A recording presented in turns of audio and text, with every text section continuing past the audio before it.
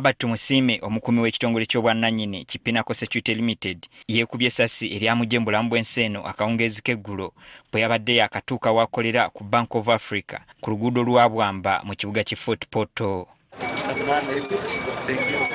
Ono lwatuuse ku mulimu n'ayingira mu kisenge ekimu bwe bakeberera omusaayi okukyusa engoye n'ayambala ekyambalo kye ky'omulimu nga bwe baddeetera okuba enkola ye oluvannyuma lwa munne okunnyuka eyabadde akoze emisana nga ye akola kiro. Okusinziira ku bantu abakolera okumpi n'ekizimbe kino bagamba omukuumi ono yasoose kuwaayo ssimu ye eri mukwano gwe n'amugamba nti anaamukubira yenna amutegeeze nga bw'ataliiwo oluvannyuma baawulidde kibwatuka.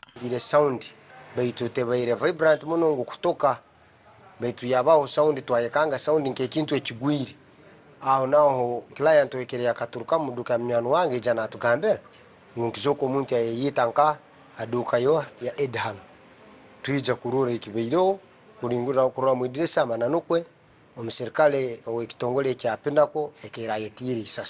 Ssentebe w'ekyalo kino Charles Mugisa avumiridde ekikolwa ky'okwetta kandi umurumu no hayirasire abayizira kuhindura engoye nyoni nterera nti obwara baruho ebizibu ebinyakuri hagati y'abakozesa n'abakora abakozesibwa muri kiko yangwa kukora inshwamo yokwita. This will have guidance and counseling every end of the month, either every week, so that it cannot bring such kind of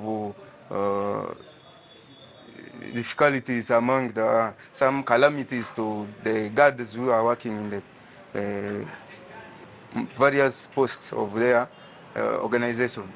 Omwogezi wa poliisi mu kitundu kino Vincent Twesige agamba baabakanye dda n'okunoonyereza ku kyaviiriddeko omukuumi ono okwetta. Era yesse nga yeekubye essasi emundu yakozeseddwa poliisi egiina ng'ejja kutuyamba mu kunoonyereza naye tukubiza abannannyini bitongole bino okubaawo ne meetings nga omuntu obajja okukola mu luzungu tuyita briefing bwamala okukola kye tuyita debrief oba okumanya abantu engeri nga omulimu gwe gwabadde ekiro oba emisana.